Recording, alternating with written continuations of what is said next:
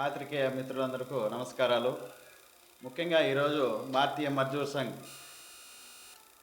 విలేకరుల సమావేశమైనగా రేపు జరగబోవు సార్వత్రిక సమ్మెకు భారతీయ మజ్దూర్ సంఘ్ బిఎంఎస్ దూరంగా ఉన్నాము. ఎందుకంటే కొన్ని ట్రేడ్ యూనియన్లు అత్యంత రాజకీయ ప్రేరణతో జాతీయ సమ్మెకు పిలుపునిచ్చాయి. ఈ సమ్మె కార్మికులు నిజమైన సమస్యలను పక్కన పెట్టి బిఎంఎస్ పాల్గొనకపోవడం వల్లే ఎక్కువ విమర్శలు చేస్తున్నాయి. బిఎంఎస్ లక్ష్యంగా పెట్టుకొని వాళ్ళు విమర్శలు ఎక్కువ చేస్తున్నారు. ఎందుకంటే గత సంవత్సరం నవంబర్ 21వ తారీఖు పార్లమెంట్ ఆమోదించబడి అమల్లోకి వచ్చిన 4 కార్మిక కోడ్లను ఏకపక్షంగా ఆమోదించబడ్డాయి అనే కొన్ని కార్మిక సంఘాల పూర్తి వాదనను మేము ఖండిస్తున్నాము. ఈ కోడ్లు అమల్లోకి వచ్చినాయంటే దాదాపు 2015 నుంచి 2020 వరకు అనేక సార్లు చర్చించారు కేంద్ర ప్రభుత్వం, రాష్ట్ర ప్రభుత్వాలతో, అలాగే కార్మిక సంఘాలతో, అలాగే యజమాన సంఘాలతో, అలాగే పార్లమెంటరీ స్థాయి కమిటీ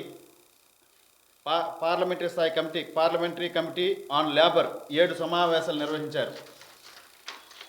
నిర్వహించిన తర్వాత అప్పట్లో ఉన్న కేంద్ర మంత్రిగా, కార్మిక శాఖ మంత్రిగా ఉన్న సంతోష్ కుమార్ గంగ్వార్ గారు ఈ ముసాయిదాను పూర్తిగా పార్లమెంటరీ స్థాయి కమిటీతో నిర్వహించి 2025 నవంబర్ 21వ తారీఖు అమల్లోకి తీసుకుని రావడం జరిగింది. వీళ్ళు ఎందుకు సమ్మె నిర్వహిస్తున్నారనేది ఎవరికి అర్థం కాల. దాదాపు స్వతంత్ర పోరాట ఉద్యమం నుంచి కూడా ఈ కోర్టులు సవరించాలని చెప్పింది కానీ వీరే మళ్ళీ దీన్నే వ్యతిరేకిస్తామంటారు. దాదాపు 41 సమావేశాలు నిర్వహించారు 2015 నుంచి 20 వరకు. ఈ సమావేశాలకు వచ్చి తమ అభ్యర్థనను తెలపమని చెప్పి అప్పట్లో ఉన్న ప్రధానమంత్రియే, ఈ స్వతంత్ర భారతదేశ చరిత్రలో ప్రధానమంత్రి డైరెక్ట్గా కార్మిక సంఘాలతో సమావేశమై కార్మిక సమస్యల మీద చర్చించడం జరిగింది. అలాగే పార్లమెంటరీ స్థాయి కమిటీ కూడా 7 సార్లు సమావేశమైంది.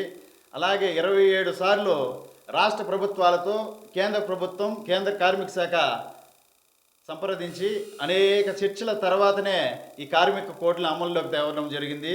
వీళ్ళు కూడా ఈ కార్మిక కోడ్లు కమ్యూనిస్టులు అయితేనేమి, మిగతా ట్రేడ్ యూనియన్లు అయితేనేమి అనేక సార్లు సవరించాలని చెప్పిన వాళ్ళే మళ్ళీ తిరస్కరిస్తున్నారంటే ఇక కార్మికుల సంక్షేమానికి వీళ్ళు ఏమాత్రం పాటుపడుతున్నారనేది కార్మికులు అర్థం చేసుకుంటారు. మీరు కూడా పత్రికాముఖంగా తెలియజేస్తున్నాము.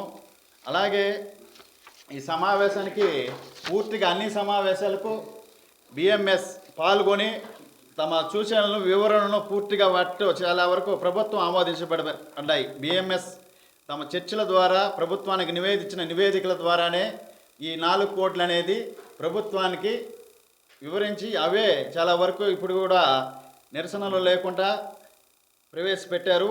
21 నవంబర్ 2025 సంవత్సరంలో ఈ లేబర్ కోడ్లు ప్రవేశపెట్టారు పార్లమెంటరీ స్థాయి సమావేశం జరిగిన తర్వాత. అలాగే ఈ 4 కోట్లకు సంబంధించి ఏమంటే ముఖ్యంగా పరిమితి పెంపు.